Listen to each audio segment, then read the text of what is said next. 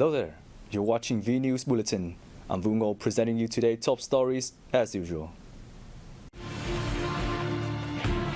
Prime Minister of New Zealand Jacinda Ardern pays official visit to Vietnam.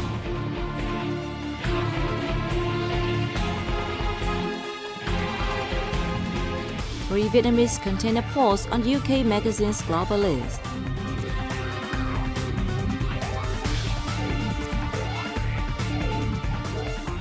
And later on, Ha Sang entering buckwheat flower season.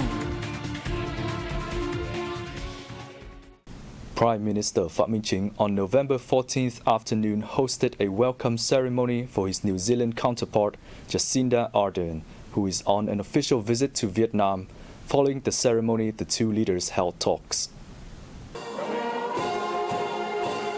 Vietnam and New Zealand established bilateral diplomatic relations in 1955, lifted them to comprehensive partnership in 2009.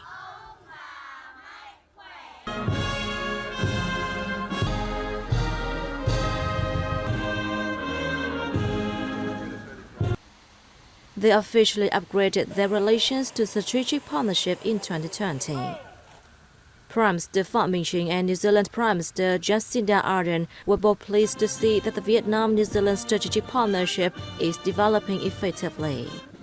They expressed their appreciation of the move by both countries to recognize the market for some of each other's food. They welcomed the signing of cooperation agreements on education and aviation and held a seminar on promoting educational cooperation between universities. The two sides also set out directions to deepen the Vietnam-New Zealand strategic partnership in the future. They agreed that Vietnam and New Zealand will continue to strengthen defense and security cooperation to effectively respond to rising traditional and non-traditional security challenges in the region, including transnational crime, terrorism, natural disasters, and epidemics. Economically, Vietnam and New Zealand are set to take two-way trade to $2 billion by 2024, continue to facilitate market access for each other's agricultural products, and effectively implement agreements to which both are members. Prime Minister Chin welcomed investment from New Zealand in fields that are in high demand by Vietnam, including education and training, processing technology, manufacturing, agriculture, and post-harvest processing technology. Vietnam and New Zealand reaffirmed the importance of peace, stability, security, safety, and freedom of navigation and aviation in the East Sea, with disputes settled by peaceful means on the basis of international law. After the talks, Prime Minister Pham and Prime Minister Jacinda Ardern witnessed the signing of an education cooperation agreement between the Vietnam Ministry of Education and Training and the New Zealand Ministry of Education, and an agreement on civil aviation cooperation between the Ministries of Transport. On the same day, Prime Minister Pham and Prime Minister Ardern met the press, announcing the results of their talks. At this event, the two Prime Ministers exchanged the jerseys of each country's women's football team, in the hope that the two teams will be successful at the Women's World Cup in Australia and New Zealand in 2023.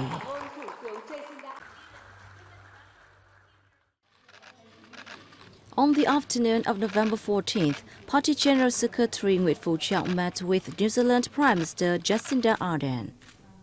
General Secretary Trọng affirmed that Vietnam attaches great importance to relations with New Zealand in its foreign policy. He thanked the country for its cooperation and support over the years, including the implementation of the Vietnam-New Zealand Action Program for the 2021 to 2024 period, and for supporting Vietnam in the prevention and control of epidemics. Prime Minister Ardern expressed her joy at revisiting Vietnam as Prime Minister and her deep affection for the country. In particular, she spoke of the similarities in the two countries' foreign policy, which are peace-loving, independent, and self-reliant, and advocate resolving disputes and disagreements by peaceful means. On the afternoon of the same day, State President Nguyễn Xuân Phúc hosted a reception for New Zealand Prime Minister Jacinda Ardern. Prime Minister Ardern told her host that in 2018, after a strategic partnership was established, New Zealand began to cooperate with Vietnam on research into dragon fruit varieties. After the results are commercialized, Vietnamese dragon fruit is expected to have the same chance of success in New Zealand as Australian kiwi fruit. In addition, education is among the most important areas of cooperation. After ranking 7th in the number of students studying in New Zealand in 2018, Vietnam is now in 4th place. President Phuc trusted that the two countries expand cooperation in new areas such as energy transition, green growth, the opening of seasonal direct flights, and securing links between universities. Meeting with New Zealand Prime Minister Jacinda Ardern on the same day, National Assembly Chairman Vnews expressed his pleasure over bilateral and multilateral cooperation between the legislative bodies of Vietnam and New Zealand developing in recent years. The 15th National Assembly established the Vietnam-New Zealand Friendship Parliamentarians Group. The New Zealand Parliament has also set up the Asia-Pacific Friendship Parliamentarians Group. Prime Minister Ardern said during her visit, New Zealand has officially recognized the opening of the market for Vietnamese lemons and pomelos and agreed to continue to facilitate the access of Vietnamese agricultural products to New Zealand in the future. President Nguyễn Xuân Phúc hosted a reception for Governor of the United States State of Oregon, Kate Brown, in Hanoi on November 14th. Let's take a look. President Nguyễn Xuân Phúc said Vietnam considers the U.S. a leading important partner with two-way trade reaching nearly $120 billion last year. He appreciated the attention that Oregon's leaders and the governor herself pay to promoting relations with Vietnam. Brown said that Vietnam is a promising market of Oregon, hoping that there will be more opportunities to expand the exchange of goods between the two sides. She spoke highly of the state's cooperation with Vietnam and Vietnamese partners in search and rescue and emergency circumstances, adding that the cooperation is growing more essential in the context of complicated developing climate change. President Phuc affirmed Vietnam is willing to facilitate the state's investment and asked its enterprises to have trained high-quality human resources for Vietnam. Legislators adopted the draft revised inspection law and the draft revised petroleum law during the ongoing 4th session of the 15th National Assembly in Hanoi on November 14th. The inspection law comprises 8 chapters with 118 articles and will take effect from July 1, 2023. According to a report on adjustments to the draft law, the majority of the deputies approved the regulation on the establishment of inspection agencies at general departments and departments under ministries. With 11 chapters, 59 articles, the petroleum law will also come into force from the beginning of July 2023. A report on the draft law said that the National Assembly Standing Committee viewed policies on the exploitation of mines, clusters of mines, and oil and gas lots in the draft law as a necessary legal basis to better unlock oil and gas resources, contributing to raising budget collection.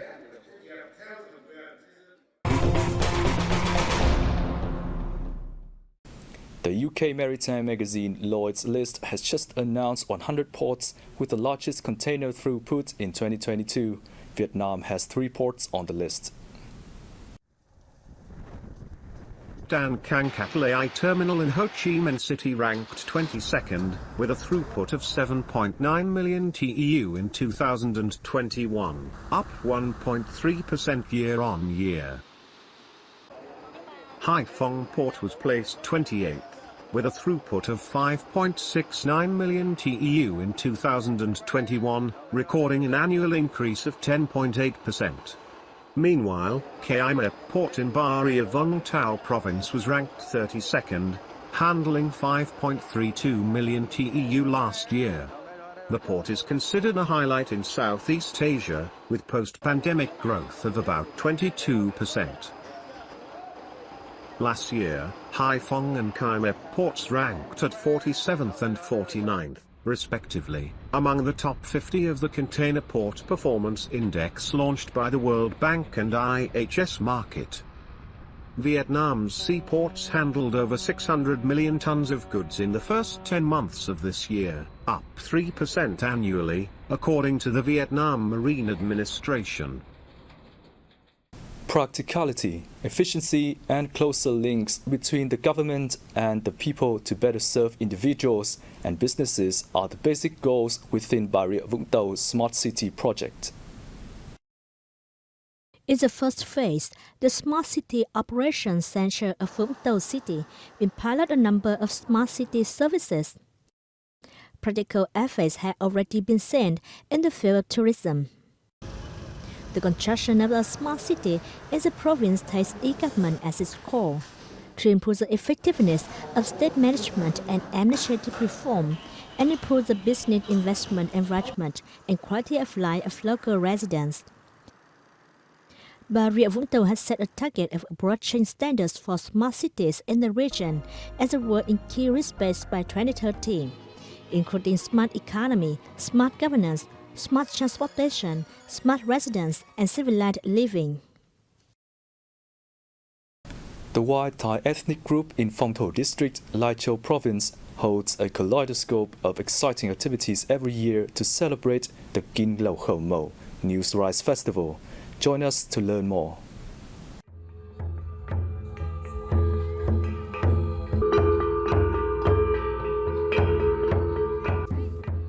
Thai ethnic people in Phong Tho District have been eagerly awaiting the Kin Lau Khẩu Mo festival, during which they pray for good health, favorable weather, bumper crops, and prosperity. The festival also offers an opportunity for all ethnic groups in Lai Châu Province to exchange culture and promote the great national solidarity bloc, making contributions to building Vietnamese culture and the unique cultural identity.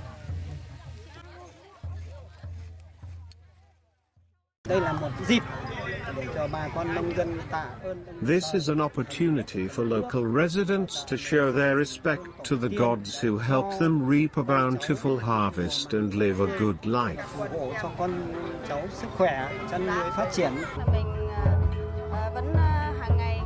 The Thai ethnic people wear their traditional outfits during the festival to preserve their cultural identity.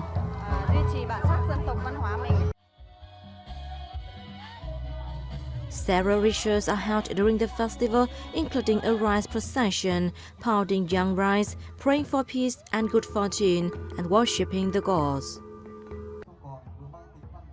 Following the rituals, the Thai people and visitors take part in folk games like tug of war and traditional dances such as nhảy sạp, dancing with bamboo poles, and square dancing.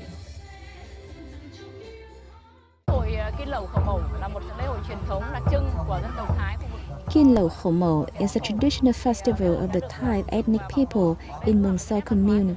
It has been preserved to promote their culture while encouraging local people to contribute to our cultural production.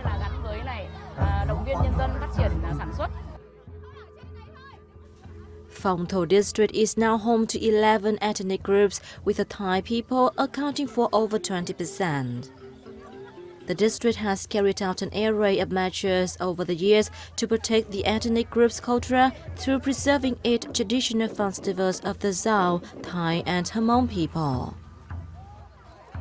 It has also urged local residents to preserve their traditional culture in tandem with tourism development.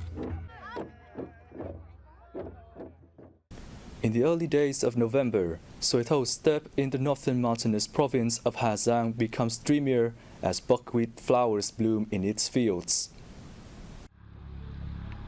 The flower has a life cycle of about 2 months, starting in October, making November the most suitable time to visit.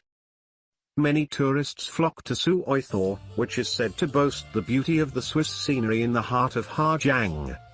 To meet tourist needs, local people often plant 2 buckwheat crops one after another, allowing visitors to come and admire buckwheat fields well into January and February. Visitors to Hajiang at this time will also have the opportunity to enjoy the unique culture of the local people.